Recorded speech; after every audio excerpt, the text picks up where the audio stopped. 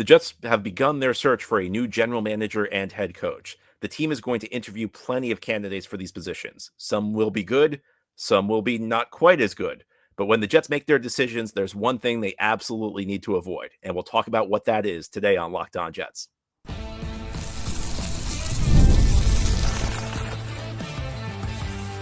You are Locked On Jets, your daily New York Jets podcast. Part of the Locked On Podcast Network. Your team every day. Welcome. This is the Locked On Jets podcast, part of the Locked On Podcast Network, your team every day. It's Wednesday, December 18th, 2024, and I'm your host, John B. from GangGreenNation.com. Thank you so much for making the show your first listener, first watch every day. Big shout out to you everydayers. This is a daily podcast covering the New York Jets with new episodes each day through the week, Monday through Friday. And today's episode is brought to you by PrizePicks. Go to prizepicks.com/LockedOnNFL and use code all lowercase LockedOnNFL to win $50 instantly when you play $5. Well, today we have our weekly mailbag. Each Wednesday, we try and do a mailbag with listener questions. Let's begin. Our first question. John, when a new head coach and general manager are hired, how would you like to see the reporting structure managed? Would you like to see the coach report directly to the general manager or both report separately to the owner? Is there any advantage or disadvantage to either approach? It's a really good question. And in some ways, I'm surprised by how focused Jets fans are on this issue. But in other ways, I'm not, because the inner workings of this team are always interesting to watch, let's say, under owner Woody Johnson. And, they're all different models across the NFL. I think a lot of Jets fans have this mistaken perception that every single team has a general manager who's really the boss, and the coach reports to him, and that's the structure every team has. And that's not really the case. Lots of teams have different structures. I mean, there are a lot of teams that have a structure where both the head coach and the general manager report directly to the owner. There are some structures where the head coach is stronger. There are some structures like the Cowboys or the Bengals where the owner has an awful lot of influence over football decisions. And I guess maybe now you could say the Jets are like that with the moves Woody Johnson's been a part of over the last couple of years. I don't really have a big preference as to, whether the GM's the coach's boss or whether the coach is the GM's boss. I think what the Jets need to do, though, they need to make sure that the coach they hire and the GM they hire are on the same page. I don't think what you want is like a parallel process where you're interviewing general manager candidates and then you're interviewing head coach candidates separately, and then you're just kind of bringing them together in the end and just hoping that they work well together. Because I think one thing that's been proven in recent NFL history is that when you do that, you increase the odds that things are going to fail, because you want everybody to be on the same page. You want everybody to work well together. You want everybody to understand that, like, there has to be cooperation. So, and I think sometimes, like, we get into the mindset that this is like fantasy football. In some ways, fantasy football is kind of damaging to analyzing football. This is a good example, because you just say, "Oh, we'll get this general manager and this head coach, and it'll work out." Well, the two of them may have very different philosophies on key matters. The two of them may not work well together. The two of them may not like each other. It's important to find. It's not just important to find big names. It's important to find names that will work well together. And one model that people don't talk about is sometimes a team hires a head coach, and the head coach says, "This is the guy I want as my GM because these are the types of players I need to win. This guy knows me. This guy knows the type of players I want. This guy's going to go get the types of players I want." That's what San Francisco did back in 2017 when they hired Kyle Shanahan as their head coach. This was not a situation where the 49ers hired John Lynch as their general manager, and then Lynch said, "Let's run the search. Oh, Kyle Shanahan's the best candidate." That's not what happened. What happened was the 49ers hired Kyle Shanahan, and Shanahan said, "Lynch is my guy." They pulled Lynch out of the broadcast booth. And sometimes that works out. You could go back to 2010. There's another very successful example. The Seahawks hired Pete Carroll, and then Pete Carroll was part of the search that led them to hire John Schneider. And Pete Carroll was running the show in Seattle, and the Seahawks ended up winning the Super Bowl. They ended up one play away from winning a second Super Bowl. They made a lot of playoffs under a very successful tenure under Pete Carroll. So people kind of scoff at the idea that you hire the coach first. That's not necessarily the worst idea in the world. In fact, on that note, there was a report that came out earlier in the week that Mike Vrabel would want to bring in a guy, Ryan Cowden, with him. Cowden right now is working with the Giants, but he worked with Vrabel in the Tennessee front office for a number of years. I don't think that that's necessarily a bad approach. Would Ryan Cowden be a guy I'd be interested in if we were just looking for a GM? Probably not. But in a situation where you're bringing in Mike Vrabel, I don't think it's the worst idea in the world to have somebody Vrabel knows and trusts and somebody who understands the types of players Vrabel wants. I think you want a coach and a general manager who view the game the same way. And I'd be open to that. And like, I don't know how Cowden is. I don't know like how well he'd run a front office. So those are things we need to explore. But my first thought on this was that it's not necessarily the worst idea in the world. Is this a guy, if the Jets were only looking for a GM, is this the guy, would he even get an interview from me? No. But if Vrabel's bringing him in and Vrabel wants, and we're putting Vrabel in charge of the entire football operation, I don't see a problem with bringing in a guy Vrabel thinks can find the types of players he wants. The only thing I think the Jets really need to avoid, and this is purely a Jets thing, I do think the Jets need to avoid the structure where both the head coach and the general manager report directly to the owner. And that's not because that structure is doomed to fail with every team. It's because it's doomed to fail with this team. Because this owner has shown, I mean, look at what this owner has done. Look at the destruction this owner has wrought within the last 2 years. The Jets are in this position because of Woody Johnson. There should be no confusion over that. This is entirely Woody Johnson's fault what's happened the last 2 years, because Woody Johnson took what should have been a promising era with an excellent 2022 draft class and some good players they drafted in 2021 and completely thrown this thing off course. He has completely destroyed what should have been a promising era in the franchise, single-handedly. And yet, look, there are other guys to blame, of course, so maybe I shouldn't say single-handedly, but he was the biggest driving force in destroying what should have been a promising era for this franchise. And the problem when you have this structure where both the head coach and the owner report to, both the head coach and the general manager report to an owner like Woody Johnson, when they disagree with something, Woody's in charge. Woody makes the tie-breaking vote. Woody doesn't have the credentials to run a lemonade stand. He certainly shouldn't be making decisions for an NFL franchise. And you've seen just the level of incompetence over the last couple of years with Woody Johnson taking a more prominent role. And I'm being nice to Woody Johnson right now when I say that. I'm trying to restrain myself when I speak of the depths of the extreme incompetence Woody Johnson has shown. And any structure where you have both the head coach and the general manager reporting to the owner, that's a structure for the Jets. It works for other teams, but it's not going to work for the Jets. So, you want to hire a general manager and he brings in the head coach and the general manager is in charge. I have no problem with that. You want a structure where the head coach is stronger? Again, we've seen it work. Works in San Francisco, worked with Seattle with Pete Carroll. Look, in Kansas City, we know the GM's not running the show in Kansas City. We know Andy Reid's running the show in Kansas City. I think nominally Kansas City has a structure where both the GM and the head coach report to the owner, but we know who's in charge. We know the head coach is running the show in Kansas City. It can be successful either way, with either the GM strong or the head coach strong.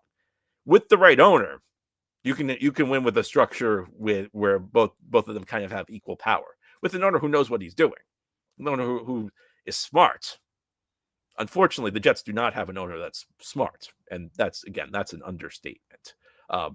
That's the thing the Jets have to avoid. I don't have a preference as to which of the two they hire, because it depends on who the candidate is. An experienced coach who's been successful like Vrabel, I'd be more open to him running the show.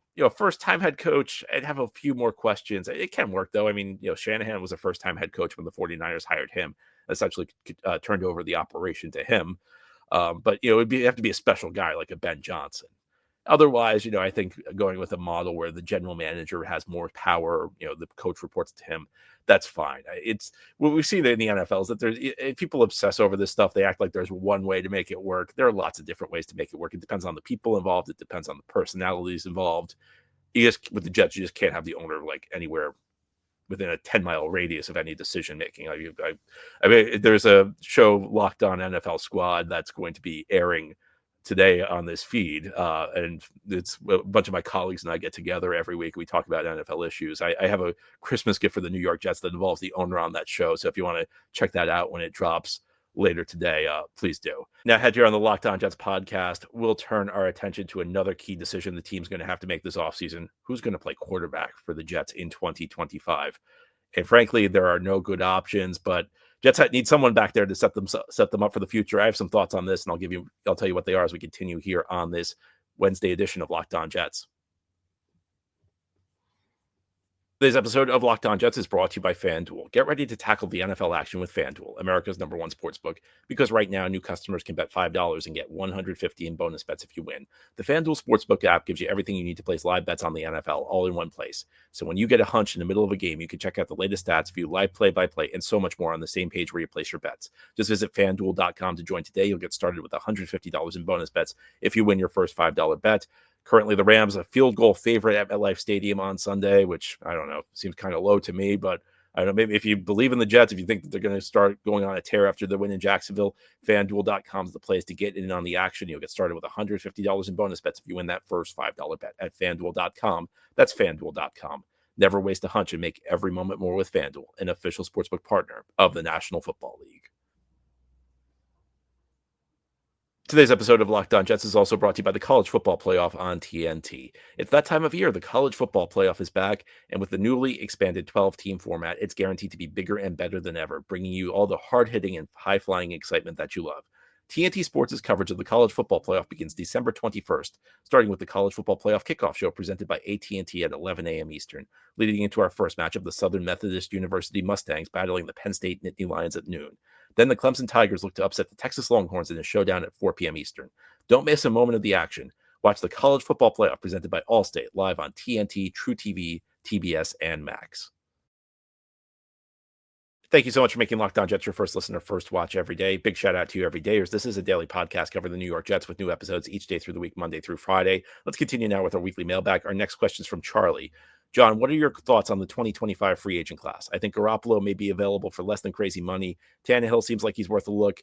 As much as I've never stopped believing in Darnold, I'm afraid he's now going to ask for too much money. I spent most of my life watching this team thinking we had to draft the guy. But even these last 2 years, we went too far the other way, trading for an old man because we were all in. It seems like the way to go is to find a solid guy in his early 30s who doesn't cost too much and draft somebody when the opportunity presents itself. Yeah, I think that's a pretty good point by Charlie. I think that one thing we've seen, maybe Kansas City is the best example of this, it's best to draft a quarterback when you don't need a quarterback. And the Chiefs were like the perfect example of this. This is an example I always use because they got Alex Smith in 2013, and Alex Smith bought them time more than anything because they knew they were going to get solid play. They went to the playoffs almost every year with Alex Smith. They knew Alex Smith probably was not going to be a guy who delivered a Super Bowl to them, but he was a guy who could give you quality play. It prevented you from reaching in the draft. I think sometimes teams get in the mindset that they have to draft a quarterback in a specific year, and that's a mistake. And that leads you to trouble because you end up reaching for a guy who's not good enough. I think to an extent, I'm not saying this was the entire reason it happened, but I think to an extent in 2021, the Jets got themselves into the mindset that they had to draft a quarterback. And look, I think that they liked Zach Wilson a lot. I'm not saying it's the only reason they drafted Zach Wilson. I think objectively their scouting told them that Zach Wilson would be a good quarterback. I think they made some errors in their judgment when it came to that. But I think sometimes teams get themselves into trouble by thinking we have to draft a quarterback this year. And when you have the stable veteran presence, then that kind of settles things. And that was one of the 2 years ago. And look, I'll admit I was completely wrong on this. I was kind of behind the idea of signing David Carr to be that type of guy. Now, I don't think David Carr's really been good enough. I don't think he's justified his contract in New Orleans. But that was kind of the mindset I had, where Derek Carr, I thought at the time, and I don't think that was true, could have given you a couple of years. If the Jets had handled the Rodgers situation better, maybe that's how it could have played out here. Maybe that's what we could be looking at right now. If the Jets had drafted a quarterback within the last 2 years, that guy would be ready to take over now. Of course, the Jets didn't do that. The Jets foolishly threw every resource into the here and now instead of thinking even a little bit about their future, and got themselves into that situation. But yeah, I think that's accurate. Now, this free agent class is not very good. Sam Darnold's not going to want to come back. I don't know that I'd want Sam back. I think Sam's in the perfect situation now. And I think sometimes we underestimate the value of the specific situation that you're in. Sam Darnold might be good with Minnesota, but he may not be good with a lot of other teams. And that's because there are certain levels of quarterback. There's the guys at the top, the Mahomes, Burrow, Josh Allen. No matter what situation you put them in, they're going to thrive. Then at the bottom, you have guys who aren't very good. And I'll be polite since we're a week from Christmas. I won't name names, but the guys I'm talking about. The guys, no matter where you put them, they're going to stink. And then you have the kind of the middle class, the guys who will look good if they're in a good situation and bad if they're in a bad situation. Sam Darnold's one of them. Brock Purdy might be the ultimate example of this, where Brock Purdy went from this guy everyone was calling an elite quarterback to a guy who people are like, is he really a good quarterback? Well, yeah, he looked really good when the 49ers were at the top of the league. Now he doesn't look so good that they have issues with all those injuries they have. I like the idea in general, Charlie, of bringing in the veteran guy who can be a stable bridge guy, a multi-year bridge guy.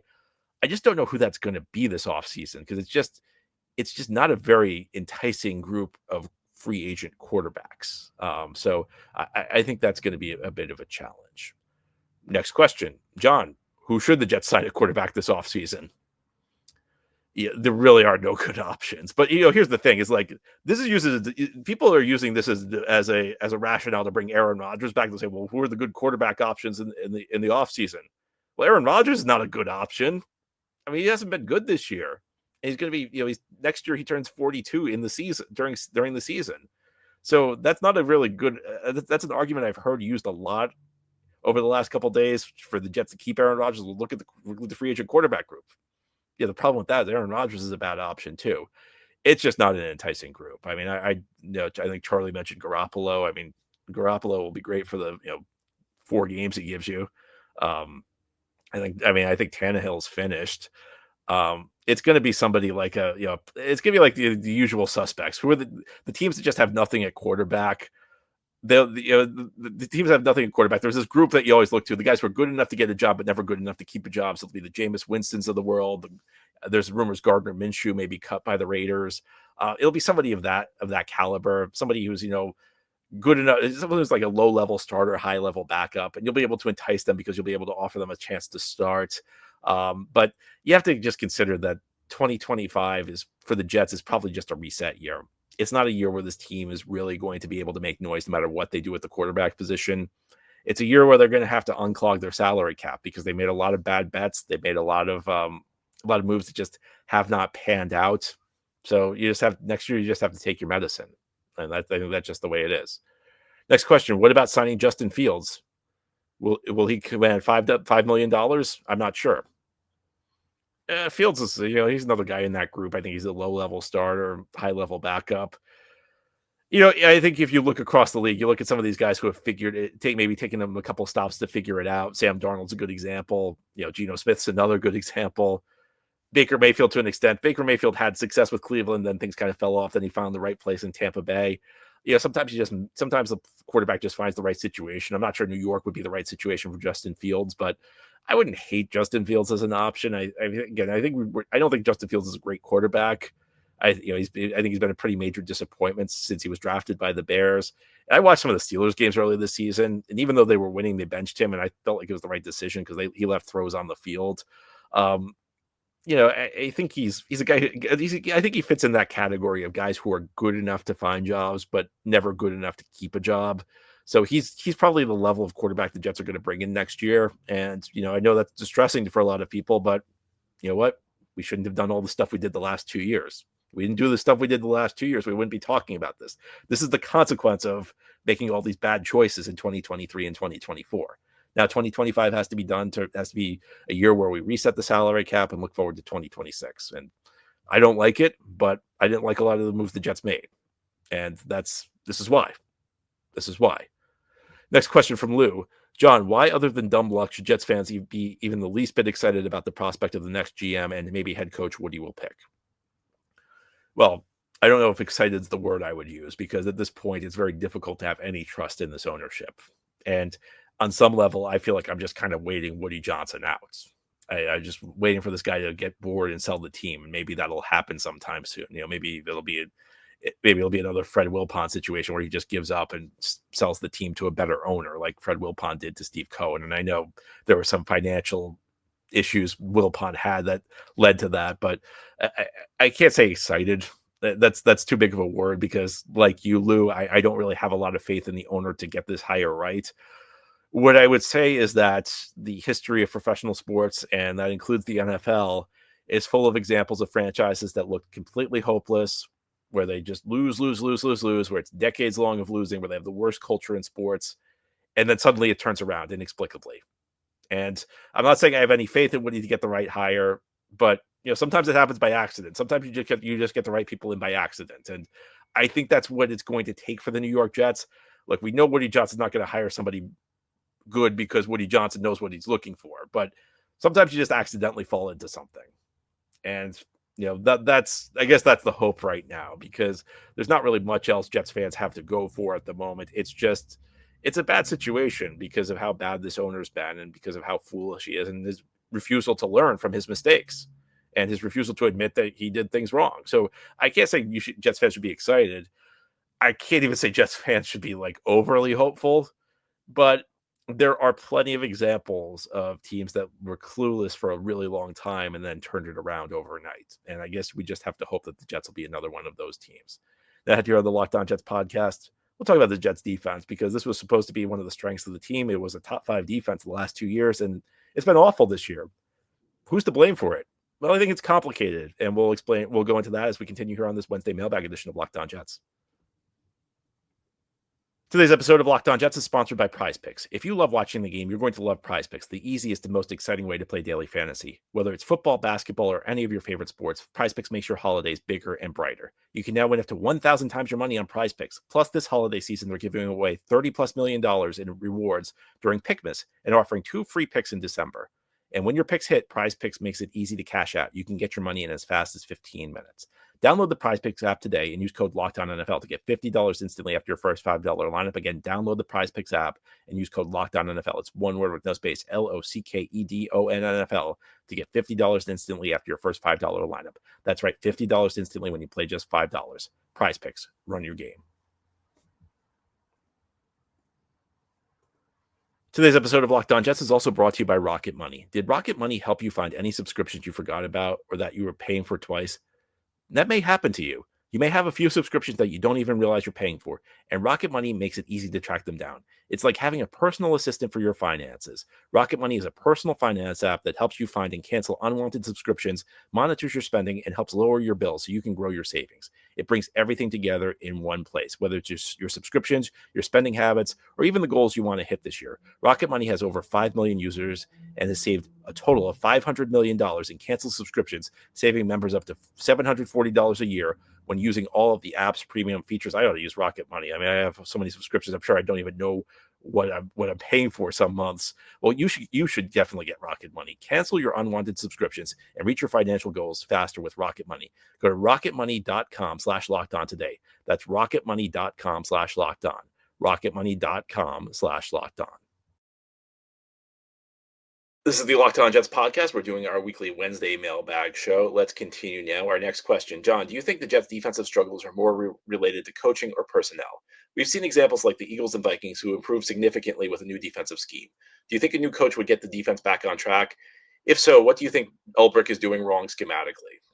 I think like 9 times out of 10, people overestimate when a unit's struggling how much coaching is responsible. Ultimately, most of the time the players aren't good enough, and the fans just don't want to admit that. I think this might be the one time in 10 where the coaching actually has responsibility for the team's struggles. And, I don't know that there's anything schematically wrong with what the Jets are doing. I just think that but you just look at the way that the defense has fallen off since Robert Saleh left. And I think a lot of the issues with the Jets are just more fundamentals. And I don't know whether that's, not being drilled into them in practice. It's difficult to say when you're not there, like watching practices, because really the team's the only one that sees what's going on behind the scenes.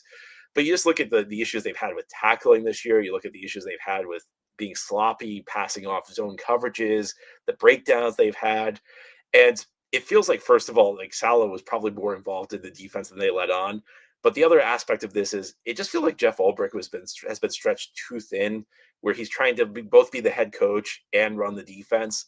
And again, this goes back to the owner, because the owner, the expression, I think it was Bill Belichick who used this expression. I know, like, we don't like Bill Belichick, but ready, fire, aim. Because I don't think Woody Johnson really thought through how firing Robert Saleh would impact the team. I think he was just angry that they lost to Minnesota. And maybe it was because they were in London, where he was seeing all of his friends back from the days when he was the ambassador to the UK. But he didn't really think through like how this was going to work. How was this going to impact the defense? And we've seen just an erosion in the quality of the Jets' defensive play since they made that change. And, in the early part of the season, I was saying that I didn't think the Jets' defense was as good as the numbers suggested. And that's true, but I don't think the Jets' defense was this bad. It's just been a horrible, horrible defense. And part of it might just be like, I don't think Saleh lost the team. I don't think we talk enough about this. Like sometimes a coach gets fired, like Josh McDaniels last year with the Raiders, and you see the team improve, but that's because they were just happy the coach was gone. It seems like with the Jets, it had the opposite impact because no matter what you may say about Robert Saleh, it doesn't seem like he lost that locker room. It seems like the players respected and liked him. And firing him, I think, probably had a negative impact on the locker room looking back on it. But as far as the defense goes, I think Ulbricht's probably just stretched a little too thin. And I do think personnel is an issue. I think everything they did on the defensive line this offseason was terrible. They let a lot of guys who were productive players leave. And the guys who came in were, Hassan Reddick, who's been just a zero. The guy's essentially just taking money from the team. That's what it's been. He took a 6-week vacation and then just decided to cash a paycheck every week for the team. I mean, the guy's giving you nothing. One of the worst trades in franchise history. Javon Kinlaw. At the time, that signing did not make a lot of sense. If the Jets had signed Javon Kinlaw for about half of what he got, and they played him only on passing downs, it would be fine. They gave him a $7 million guaranteed contract to be a full-time defensive tackle. And I think they thought playing next to Quinnen Williams was going to unlock him, and it hasn't. If anything, maybe it's dragged Quinnen Williams down a little bit because Quinnen Williams is having his worst season in 3 years. Leki Fatu, who was brought in to be the Al Woods replacement, kind of the space-eating defensive tackle, he's giving you nothing. We can go down the list. Everything they've done this is a horrible defensive line right now. Last year the defensive line was a strength. This year the defensive line's awful. So it is personnel, and at the corner position, like the quarterbacks have regressed. Sauce Gardner's having a bad season. We haven't talked about it a lot. Michael Carter II's having a pretty bad season himself. And DJ Reed, as the season's progressed, has gotten worse. DJ Reed was having a phenomenal season to start. And DJ Reed was playing at a Pro Bowl level in the first half of the season. The second half, it really hasn't gone that well. So the guys who need to be players for the Jets have not been players. There have been a few bright spots like Jamie and Sherwood stepping in for C.J. Mosley. But I think you can't – like the Jets have maybe been the worst defense in the league since Ulbricht took over. I don't think you get to the worst defense without bad coaching and bad players. So I think that, I think the blame has to go around. But I think this is a case where this is going to be the one case in 10 where people are not overstating the level of coaching. I think 9 times out of 10, again, the fans just don't want to admit the players aren't good enough. This is a case where the players, even with the defensive line issues, the players should be better than this. They have better talent than this. And I guess that's the story across the team. The talent was overrated heading into the season. This was not a Super Bowl caliber roster, but it should be better than 4-10. And some of that at least goes back to coaching. Next question, John. I agree with you. The last 2 weeks are not a good assessment of what Rodgers really is, and I suspect he'll revert to what he's been most of the season over the next couple of weeks. In the unlikely event that Rodgers does continue to produce like this for the final 3 weeks, would you start to reconsider? Or is 5 games after playoff hopes have gone not enough of a sample size versus the first 12? Yeah, I don't think there's anything that Rodgers could do that would convince me it's a good idea to bring him back next season. This goes beyond just his play. It's not like Rodgers is just like the number 2 receiver on this team. It's not like he's the linebacker. Literally everything on this team has been built around Aaron Rodgers. He's the reason they have the coaches they have. He's the reason they have the receivers they have. He's the reason they made so many personnel moves over the last 2 years. He's been the centerpiece of this team, and that's how he likes it. And he can't. The problem is, like, people think you can just bring him back as like the bridge quarterback. He's going to be fine just being like this little, just kind of like a side element to the team. He's always got to be the centerpiece. Everything has to be built around him. Do you think the Jets are going to be able to cut Allen Lazard if Aaron Rodgers is here next year? I don't think so. Do you think Aaron Rodgers is going to be fine just kind of drifting into the background? Jets drafted a rookie quarterback this year. Do you think Rodgers is going to be fine just drifting into the background after 5 weeks? Do you think he's going to sign up for that? No. Do you think he's going to sign up for a team that's not going to try and compete for a Super Bowl? Not make moves that at least he thinks will help them compete for a Super Bowl? No, and that's going to require you further borrowing against your future cap space. Rodgers has been the centerpiece of this thing, and this has been a colossal failure. And I just don't think you can bring him back. And the season's not been good. I don't think he's going to play well over the next 3 weeks, but even if he does, I've said this since Denver. I mean, you go back to hear what I said after the Denver show, after the show I did after the Denver game. I said, look, I believe that Aaron Rodgers can play good games. I believe Aaron Rodgers could string together a series of good games. I believe he can go on a good streak. I don't think Aaron Rodgers can play effectively over the course of a full 17-game season. And I said that, I think I also said that after the Minnesota game. So this is going back to, September, October. I said these things after after the Denver game and the Minnesota game. Like you can. I'm not saying he's incapable of playing a good game anymore. I'm not saying he's incapable of having a good couple weeks or a good month. At 41 years of age, I don't think he can play a full season anymore. I don't think his body can hold up anymore. I think it's just a bad idea. And all you're doing is you're just delaying the inevitable, because this team needs to have a reckoning. This team needs a year where it just resets its salary cap. If you bring Rodgers back, it's not going to. You can't do that next year. And I don't care what he said. He may say he's fine with it. I don't believe it. It's just a bad idea. I don't think the Jets can move forward as a franchise. Look, the Jets have a lot of issues that they start with ownership, and that's something they can't. That's not going to be easy to fix. But one thing I feel firmly about now is the Jets cannot step forward as a franchise until Aaron Rodgers is out of the building. This has been a failure. He's been the centerpiece of it. We just need a fresh start. We need to turn the page. And Rodgers can go retire, do whatever, start his own podcast, or do whatever he wants, and everybody can move forward. That's all for today's episode. This has been the Locked On Jets podcast, part of the Locked On Podcast Network.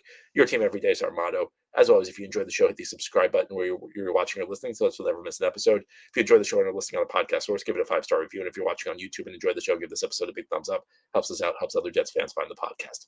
Enjoy your Wednesday, everybody. We'll be back tomorrow to talk more Jets.